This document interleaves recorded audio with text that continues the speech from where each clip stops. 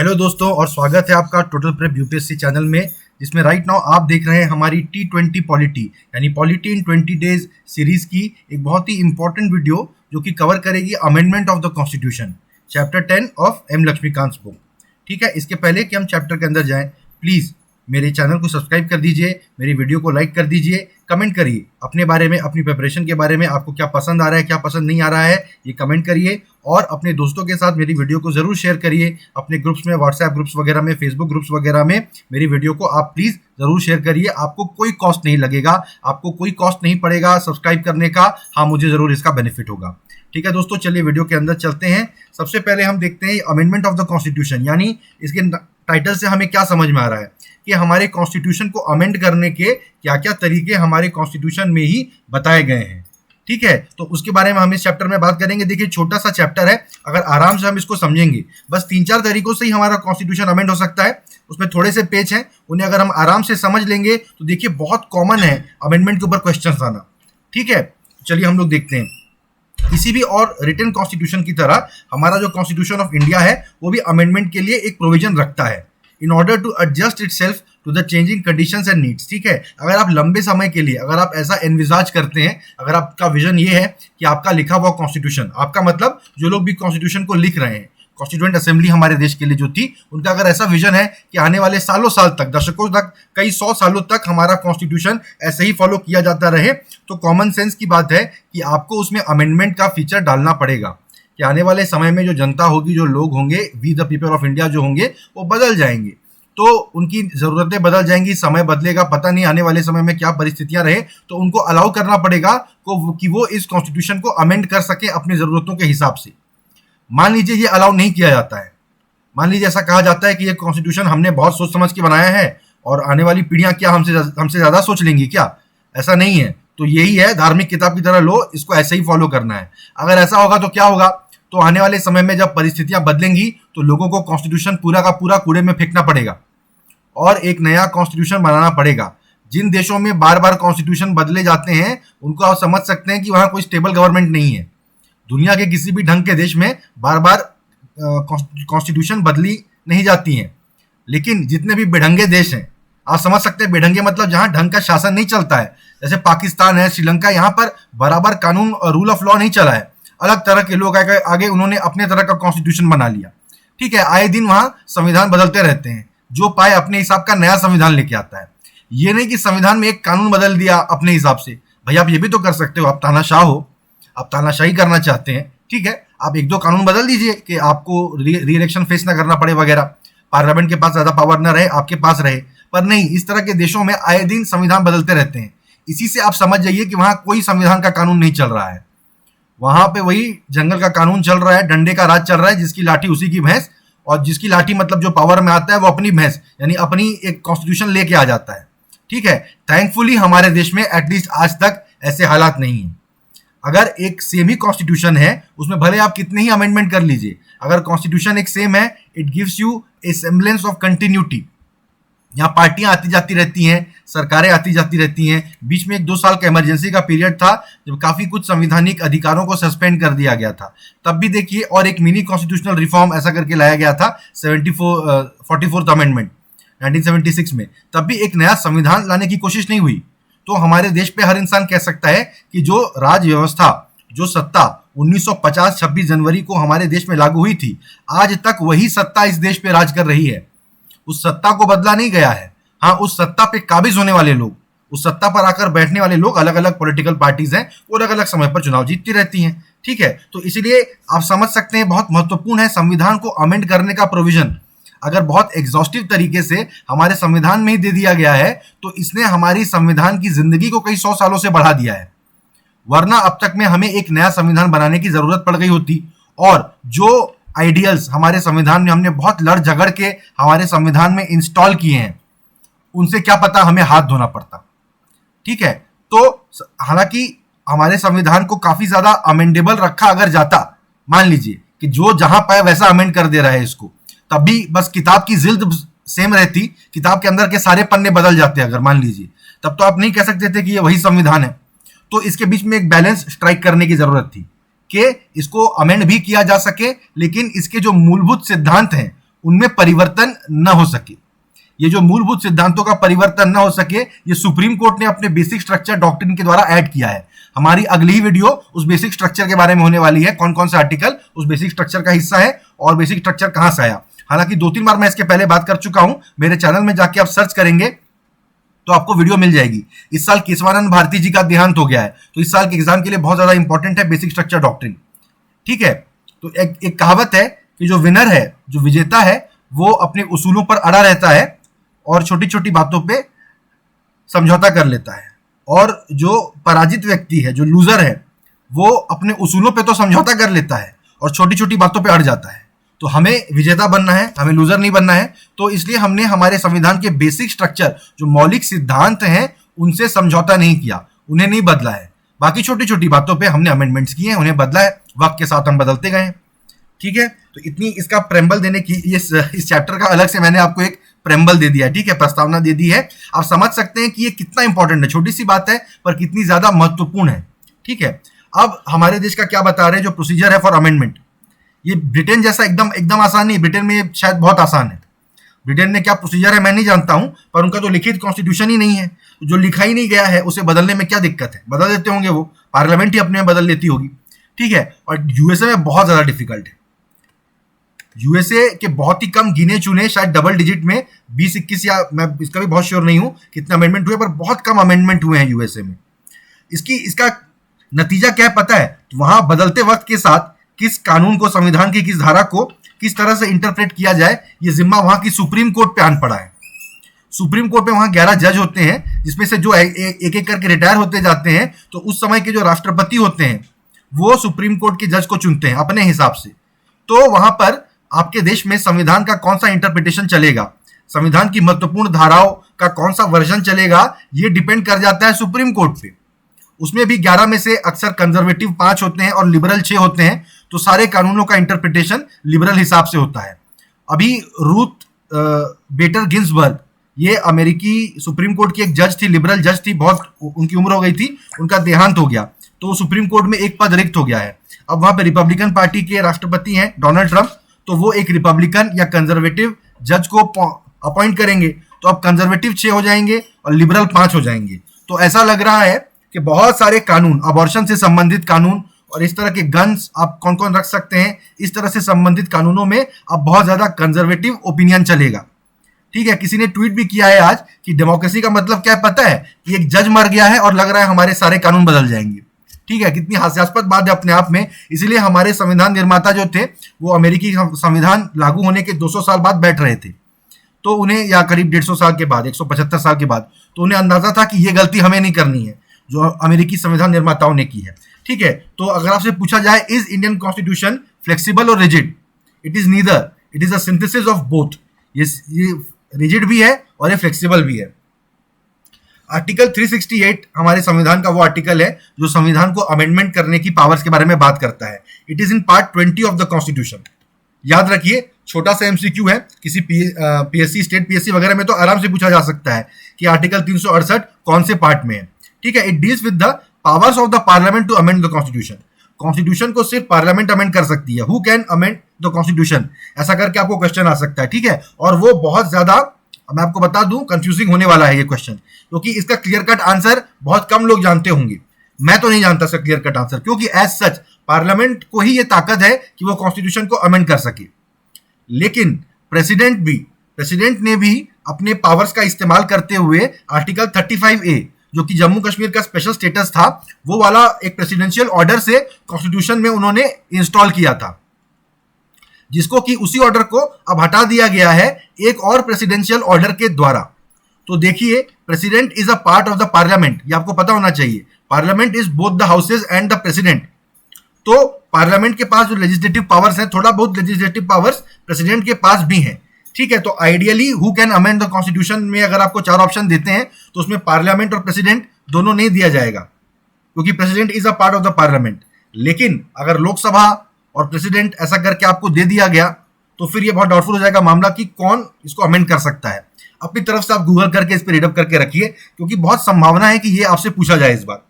ठीक है, अब कॉन्स्टिट्यूशन हमारा क्या कहता है कि द पार्लियामेंट में in exercise of its constituent power amend by way of addition, variation or repeal any provision of the constitution in accordance with the procedure laid down for the purpose.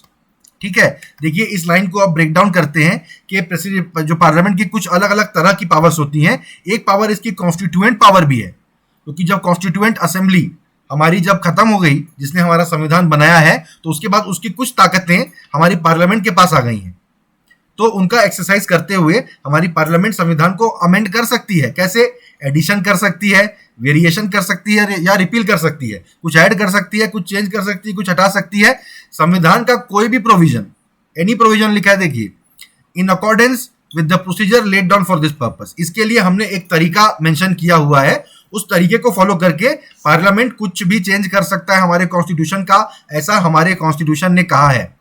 Basic structure वाली बात हमारे constitution में नहीं है, ये supreme court का interpretation है। ठीक है, इसको याद रखिए, समझ जाइए अच्छे से, या आपसे पूछा जा सकता है।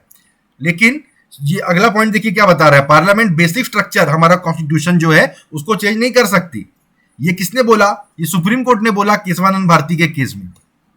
ठीक है, ये बात संविधान में लिखी हुई नहीं है, और मैं आपको पहले भी 2-3 बार ये बात बता चुका हूं। संविधान सभा ने, कॉन्स्टिट्यूएंट असेंबली ने बाकायदा ये पॉइंट डिस्कस किया था कि क्या कुछ आर्टिकल्स ऐसे मेंशन किए जाएं जिनको पार्लियामेंट चेंज नहीं कर सकती, पर संविधान सभा को लगा कि ये आने वाले समय के, आने वाली पीढ़ियों के गले में एक क्रॉस झुला देने जैसी बात हो जाएगी, उनके गले की एक फांस उनको जबरदस्ती एक जंजीर में बांधने वाली बात हो जाएगी। तो इस पॉइंट को कंसिडर करने के बाद कॉन्स्टिट्यूएंट असेंबली ने खारिज कर दिया। तो टेक्निकली स्पीकिंग सुप्रीम कोर्ट का ये इंटरप्रिटेशन गलत है। कॉन्स्टिट्यूएंट असेंबली ने इस पॉइंट को डिस्कस किया और ये डिसाइड किया कि ऐसा कोई प्रोविजन हम नहीं रखेंगे कि जिसको कि अमेंड न किया जा सके पार्लियामेंट द्वारा। लेकिन बाद में सुप्रीम कोर्ट ने कई तर्कों के साथ इस बात को इस्टेब्लिश किया कि नहीं, कुछ बेसिक स्ट्रक्चर होता है हमारे संविधान का, उसको पार्लियामेंट नहीं बदल सकती। Kesavananda Bharati case versus state of Kerala 1973 का ये केस है। ठीक है, अब प्रोसीजर फॉर अमेंडमेंट देखते हैं। क्या है भाई प्रोसीजर? इतनी बात तो हो गई। तो amendment it can be initiated only by the introduction of a bill for the purpose in either house of the parliament and not in the state legislature। सबसे पहली बात, संविधान को अमेंड कोई राज्य नहीं कर सकता है, उसको पार्लियामेंट ही कर सकती है। ठीक है, यानी यूनियन गवर्नमेंट ही कर सकती है। ठीक है, पहले इसके लिए एक बिल इंट्रोड्यूस करना पड़ेगा। कहाँ? दोनों हाउसेज ऑफ पार्लियामेंट में कर सकते हैं। या तो आप लोकसभा में भी कॉन्स्टिट्यूशनल अमेंडमेंट बिल आप प्रस्तुत कर सकते हैं, या राज्यसभा में भी कर सकते हैं। याद रखिए, इसको प्राइवेट मेंबर भी प्रपोज कर सकते हैं। एक तो देखिए, हमेशा कॉन्स्टिट्यूशनल अमेंडमेंट सरकार ही प्रपोज करती है, तो यानी कोई मंत्री उस बिल को मूव करते हैं, पार्लियामेंट में रखते हैं उस बिल को, जिस पर बहस होती है, फिर वोटिंग होती है। लेकिन टेक्निकली कोई प्राइवेट मेंबर भी लाके रख सकता है, संविधान के संशोधन की मांग कर सकता है। It does not require the prior permission of the president.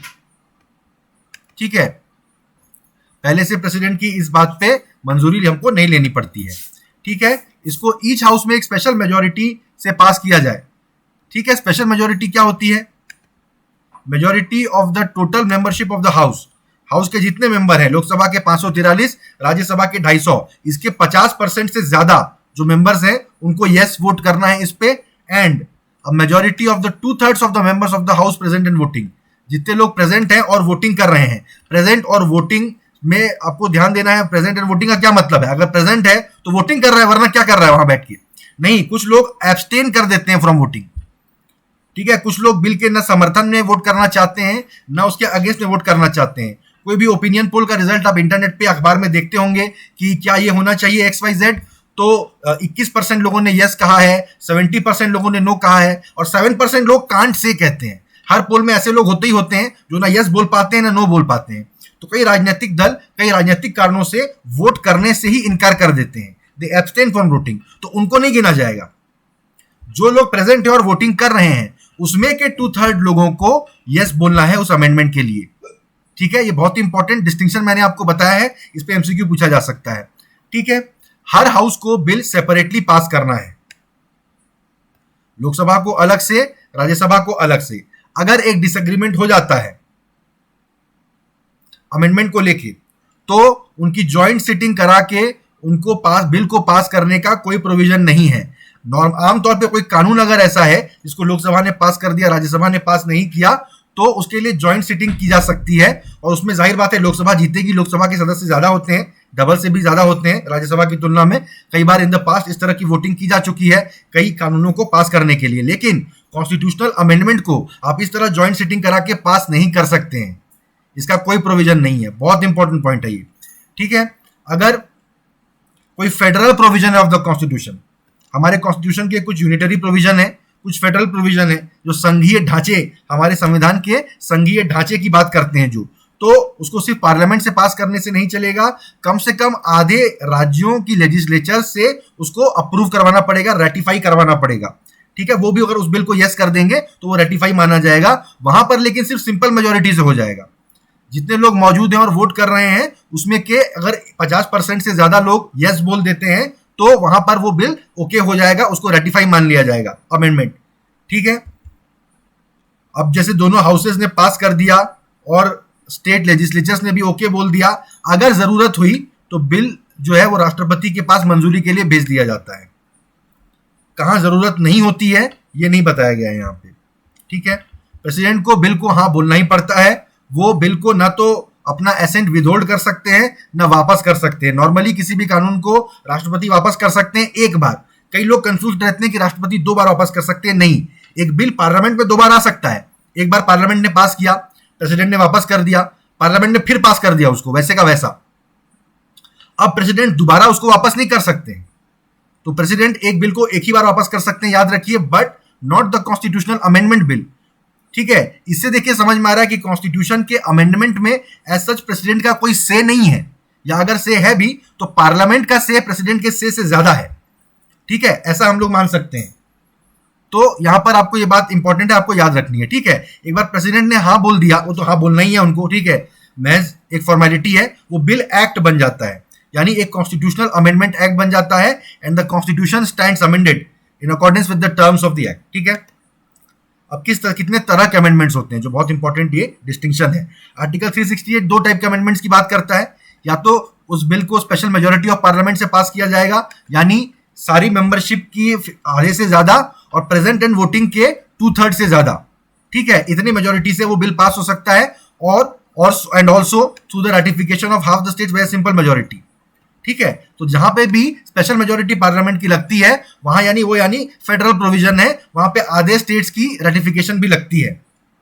लेकिन कुछ ऐसे आर्टिकल भी हैं जो कि they provide for the amendment of certain provisions of the constitution bye simple majority of the parliament, ठीक है।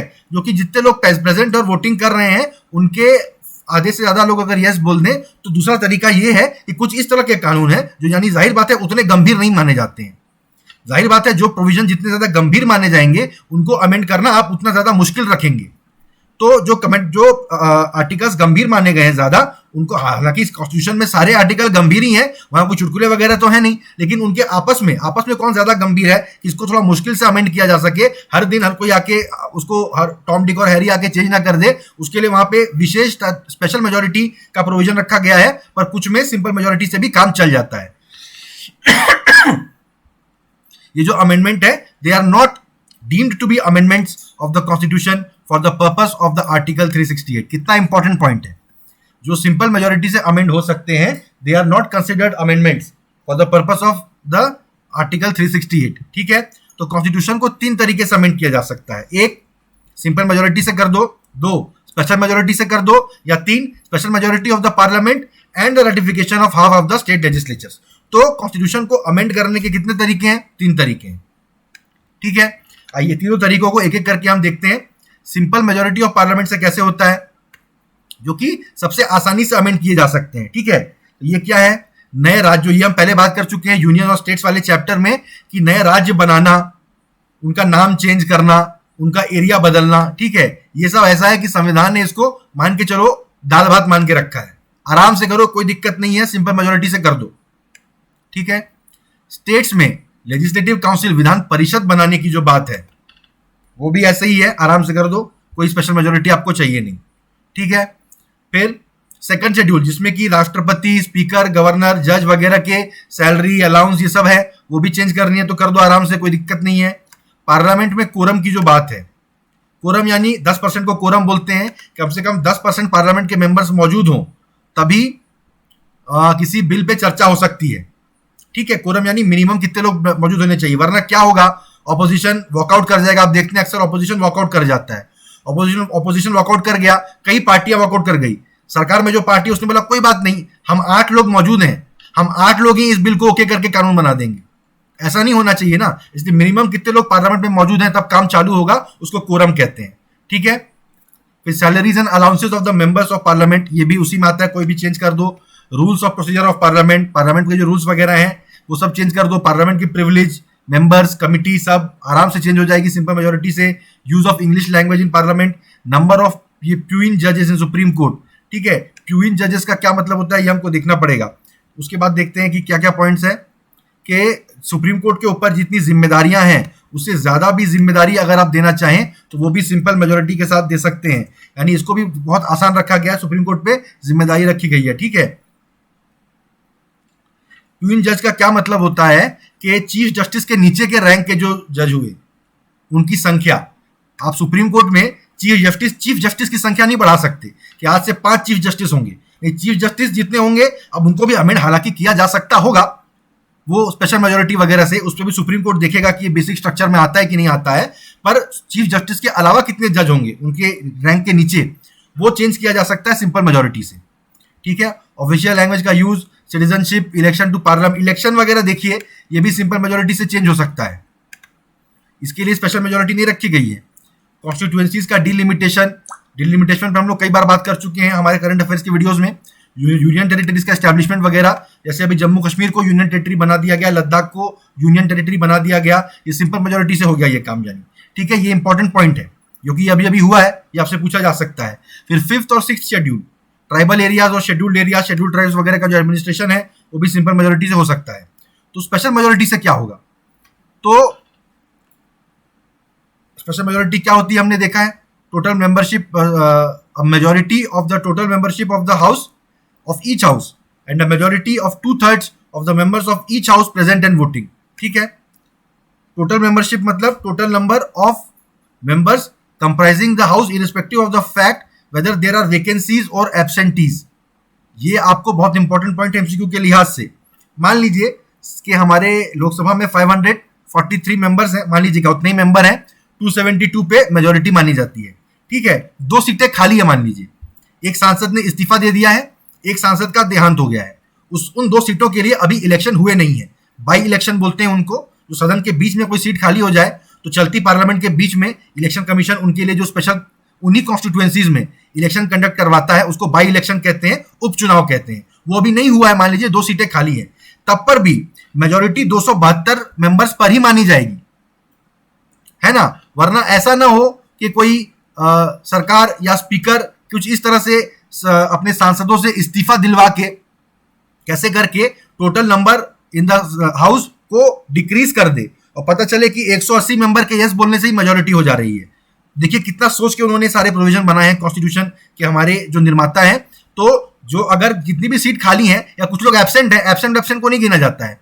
ठीक है, जो टोटल नंबर ऑफ मेंबर्स हैं उसका जो मेजोरिटी होता है, लोकसभा में 272 और राज्यसभा में 126, उस पर ही टोटल मेजोरिटी मानी जाएगी। ठीक है, अब यहां पे देखिए क्या बोला गया है। बिल्स के बारे में हमने चैप्टर अभी किया नहीं है, हम करेंगे कि 3rd reading of the bill जब होती है, पहली रीडिंग में बस उसको पेश कर दिया जाता है और सबको एक कॉपी बढ़ जाती है। 2nd रीडिंग में उस पर डिबेट होती है, 3rd रीडिंग में वोट होती है। तो जो 3rd रीडिंग है तभी स्पेशल मेजोरिटी रिक्वायर्ड होती है। ठीक है, ये पॉइंट याद रखिए, एमसीक्यू में पूछा जा सकता है। इसके बारे में नोट्स क्या कह रहे हैं, ये आवर पार्लियामेंट सुभाष जी कश्यप की बहुत बढ़िया बुक है, वो आप मेरे ख्याल से मैक्सिमम लोगों ने पढ़ी होगी। नहीं पढ़ी है तो अब तो खैर अभी के प्री के लिए टाइम नहीं है, पर मेंस वगैरह के लिए आप जरूर पढ़िएगा, बहुत अच्छी बुक है।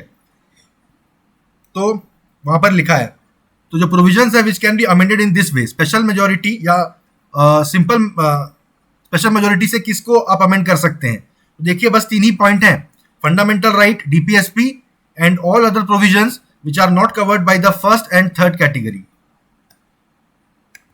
ठीक है, यानी फंडामेंटल राइट्स और डीपीएसपी तो है ही है, उनको स्पेशल मेजोरिटी से ही आप अमेंड कर सकते हैं। क्यों, उनको कितना इंपॉर्टेंस दिया गया है। देखिए हमारे संविधान का एकदम कोर है, एकदम क्रक्स है हमारे fundamental rights and directive principles of state policy. Directive principles of state policy are non justiciable in nature, उसको लेके कोई कोर्ट में नहीं जा सकता है, तो अधिकतर कैंडिडेट्स के दिमाग में एक छवि रहती है कि यार ये उतना सीरियस नहीं है, जबकि संविधान निर्माताओं ने इसको फंडामेंटल राइट्स के बराबर का दर्जा दिया है। ठीक है, अब वो प्रोविजंस जो कि स्पेशल मेजोरिटी ऑफ पार्लियामेंट भी उनके लगती है और आधे से ज्यादा या आधे राज्यों का रेटिफिकेशन भी उसमें लगता है। ठीक है, जो कि पहले बता दिया हमारे संविधान के संघीय ढांचे यानी federal structure of the polity से संबंधित है, उनको special majority of the parliament और and with the consent of half of the state legislatures by simple majority लगता है। ठीक है, तो पार्लियामेंट में उसको लगती है स्पेशल मेजोरिटी और जिन आधे राज्यों में वो रेटिफिकेशन के लिए जाता है वहां पर उसको लगती है सिंपल मेजोरिटी। ठीक है, ये बहुत इंपॉर्टेंट पॉइंट है, आपको याद रखने की बात है। फिर वन और सम और all the remaining states take no action. ठीक है, आधे लोगों ने यस बोल दिया, अब बाकी आधे राज्य अगर इस बिल को नो बोल देते हैं या यस बोल देते हैं या इस पर बात ही नहीं करते हैं तो भी कोई फर्क नहीं पड़ता। आधे लोगों ने यस बोल दिया मतलब भाई डील डन हो गई। ठीक है, द मूवमेंट जिस क्षण आधे लोगों ने अपना कंसेंट दे दिया वो फॉर्मेलिटी कंप्लीट हो गई। फिर ऐसा कोई टाइम लिमिट नहीं है जिसके अंदर स्टेट्स को अपनी कंसेंट देनी पड़ेगी ही पड़ेगी, वरना वो बिल लैप्स हो जाएगा। ऐसा कोई टाइम लिमिट नहीं है। ठीक है, एक बार पार्लियामेंट ने पास कर दिया फिर वो स्टेट्स आधे स्टेट्स कभी भी जाके उसको पास कर सकते हैं। इसमें कौन कौन से प्रोविजन है देखिए, जहां पर जो राज्य और केंद्र दोनों की बात आती है, जैसे इलेक्शन ऑफ द प्रेसिडेंट। क्यों? इलेक्शन ऑफ द प्रेसिडेंट में स्टेट असेंबलीज के मेंबर भी वोट करते हैं। ठीक है, फिर यूनियन का और स्टेट्स के ऊपर कितना पावर है, एग्जीक्यूटिव पावर, ये तो जाहिर बात है कोई भी गवर्नमेंट अपना पावर बढ़ा लेगी और स्टेट्स का पावर घटा लेगी, इसमें आपको स्टेट्स की राय तो लेनी पड़ेगी ना। अभी जीएसटी वाला कानून इसी प्रोविजन के जरिए पास हुआ है। सुप्रीम कोर्ट और हाई कोर्ट ये दोनों कोर्ट्स हैं जो केंद्र और राज्य के बीच में न्यूट्रल मीडिएटर का काम करते हैं, आर्बिट्रेटर का काम करते हैं। तो इसके पावर्स वगैरह चेंज करने में भाई जरूर आपको राज्यों की भी सहमति लेनी पड़ेगी। यूनियन और स्टेट्स के बीच में लेजिस्लेटिव पावर्स कैसे बटे हुए हैं। जीएसटी काउंसिल देखिए, अभी मैंने आपको मेंशन किया था, जीएसटी काउंसिल भी इसी के तहत होगा। जीएसटी काउंसिल में कोई भी चेंज आप करने जाओगे तो आधे राज्यों की सहमति आपको लगेगी। 7th शेड्यूल जिसमें कि सारी लिस्ट है, कंकरेंट लिस्ट वगैरह है, तो उसमें जो भी state list, union list, concurrent list, उसमें कोई भी आप चेंज करोगे तो राज्यों की सहमति आपको लगेगी। कॉमन सेंस की बात है। स्टेट्स की पार्लियामेंट में जो रिप्रेजेंटेशन है राज्यसभा के मार्फत, उसमें भी आपको चेंज करने जाएंगे तो जरूर आपको स्टेट्स की एसेंट लगेगी। ठीक है, पार्लियामेंट का जो पावर है to amend the constitution and the procedure, that is article 368 itself. Constitution हमारे संघीय ढांचे की सुरक्षा करता है, उसमें आप चेंज करोगे तो राज्यों की आपको अनुमति लेनी पड़ेगी। अब इस अमेंडमेंट प्रोसीजर का क्रिटिसिज्म क्या होता है। ठीक है, जैसे यूएसए वगैरह में एक कॉन्स्टिट्यूशनल कन्वेंशन बुलाने की बात है। किसी विशेष परिस्थिति में अगर आपको लग रहा है कि संविधान को अमेंड करना पड़ेगा तो उन्होंने एज सच अपने संविधान को अमेंड करने के लिए पार्लियामेंट को कोई खास पावर दिए नहीं है, तो विशेष परिस्थितियों में कॉन्स्टिट्यूशनल कन्वेंशन बुला सकते हैं। उनका कहना है कि संविधान सभा का काम है संविधान बनाना, पार्लियामेंट का काम है उस संविधान के तहत कानून बनाना। अगर संविधान में आपको चेंज करनी है तो आपको फिर से एक संविधान सभा बुलानी पड़ेगी। ठीक है, हमारे देश में ऐसा नहीं है। देखिए, कॉन्स्टिट्यूएंट असेंबली खत्म हो गई तो उसकी कॉन्स्टिट्यूएंट पावर पार्लियामेंट को दे दी गई और कुछ बहुत ही थोड़े से मामलों में स्टेट लेजिस्लेचर्स को दी गई है। वो कौन से मामले हैं? जहां पे कि आधे राज्यों को रेटिफाई करना पड़ता है वहां पर। ठीक है, फिर power to initiate an amendment in the constitution lies with the parliament. USA में क्या होता है कि स्टेट लेजिस्लेचर्स भी अपनी तरफ से बिल या प्रपोजल भेज सकते हैं कॉन्स्टिट्यूशन अमेंड करने के लिए।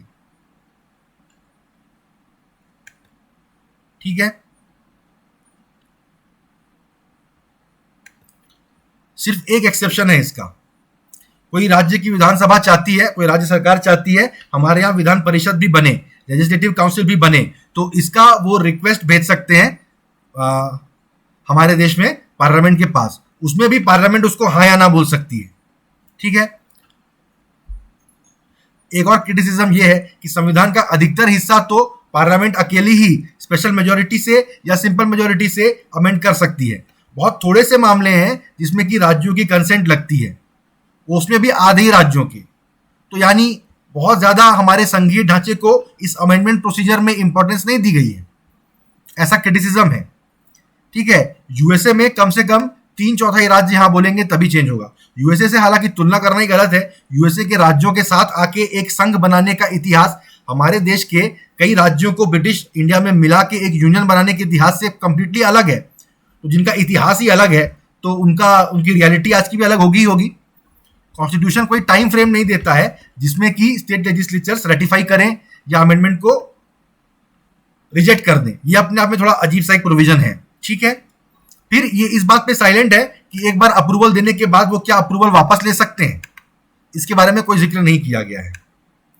फिर अगर अमेंडमेंट को लेके कोई डेडलॉक है तो उसको लेके दोनों हाउसेस के जॉइंट सिटिंग की कोई व्यवस्था नहीं है।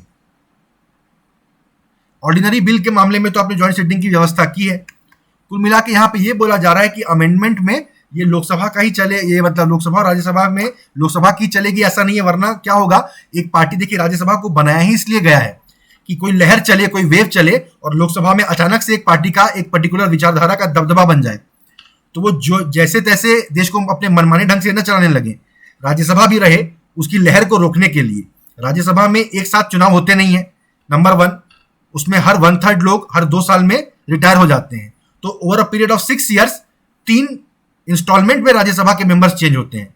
नंबर 2, उसको डायरेक्ट लोगों द्वारा इलेक्ट किया भी नहीं जाता है, तो कोई पब्लिक भावना में बह के किसी एक पर्टिकुलर विचारधारा के लिए वोट कर रही है ऐसा नहीं होगा, ठीक है। तो वो असेंबली में यानी लोगों ने चुना, फिर उन लोग चुन रहे हैं, थोड़ा ऐसा अज्यूम किया जा रहा है कि लोग जिनको चुन रहे हैं, लोगों के प्रतिनिधि, वो थोड़े समझदार होंगे, कुछ समझदारी से अपने फैसले लेंगे, ठीक है।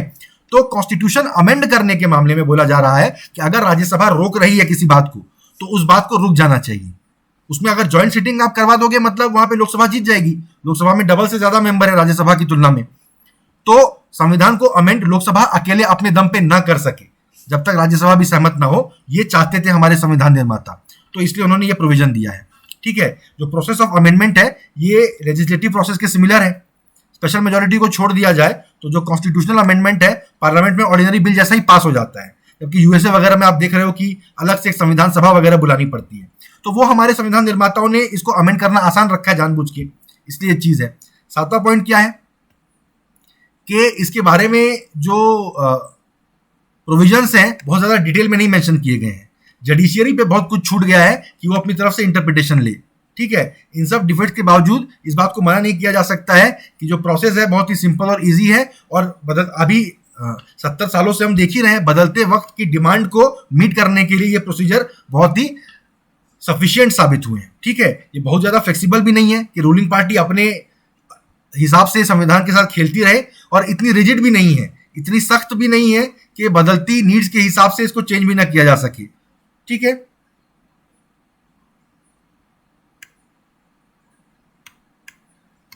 इसके बारे में नेहरू जी ने क्या कहा है, अंबेडकर जी ने क्या कहा, वगैरह वगैरह, ये सब बात बोली गई है, ठीक है। कनाडा में लोग अपने कॉन्स्टिट्यूशन को अमेंड कर ही नहीं सकते हैं, पता नहीं वहां कैसे अमेंडमेंट होता है, पर बोल रहे लोगों को कोई राइट ही नहीं दिया गया है, ऐसा BR अम्बेडकर जी ने बोला था कॉन्स्टिट्यूएंट असेंबली में। और अमेरिका या ऑस्ट्रेलिया में बहुत मुश्किल बना दिया गया है इसको अमेंड करना, extra ordinary terms and condition से, ठीक है। तो वो कह रहे हैं कि यहाँ पे आराम से हो जाएगा। कॉन्स्टिट्यूएंट असेंबली डिबेट्स में ये बात बताई जा रही है, ठीक है। तो इस तरह से ये बहुत ही इंपॉर्टेंट चैप्टर की हमारी कवरेज दोस्तों खत्म होती है। इसको अगर आपने मेरे वीडियो को थोड़ा भी ध्यान से सुना है तो इस पे कोई भी क्वेश्चन आएगा आपको गारंटी के साथ बनेगा, ठीक है। तो प्लीज मेरे चैनल को सब्सक्राइब कर दीजिए, मेरी वीडियोस को लाइक करिए, पुरानी वीडियोस की प्लेलिस्ट को जाके चेक करिए, ठीक है। खाली समय में 5-5 मिनट में बहुत ही इंपॉर्टेंट इशू की आपको कोई कवरेज पता चल जा सकती है। करंट अफेयर्स की मेरी वीडियोस हैं, ठीक है, तो उनको जाके आप चेकआउट कर लीजिए। 5 मिनट में आप टॉपिक्स देखते जाइए। किसी टॉपिक के बारे में अगर आप जानते हैं तो उसको स्किप कर दीजिए। कोई टॉपिक आपको लगे कि यार ये क्या, ये तो हम नहीं जानते, एक बार प्ले कर लो, चाहे तो डबल स्पीड में प्ले कर लो, ठीक है। 5 मिनट में आपको पूरा उसकी क्लैरिटी मिल जाएगी। तो वो अगर इशू आ गया एग्जाम में, मैं सिर्फ इंपॉर्टेंट इश्यूज को कवर किया हूं अपने वीडियोस में, तो बहुत चांस है करंट अफेयर से रिलेटेड काफी क्वेश्चंस मेरी वीडियोस से फंसेंगे। 5 मिनट में आप उससे अवेयर हो जाएंगे, ठीक है। चलिए दोस्तों, थैंक्स, मिलते हैं मेरी अगली वीडियो में।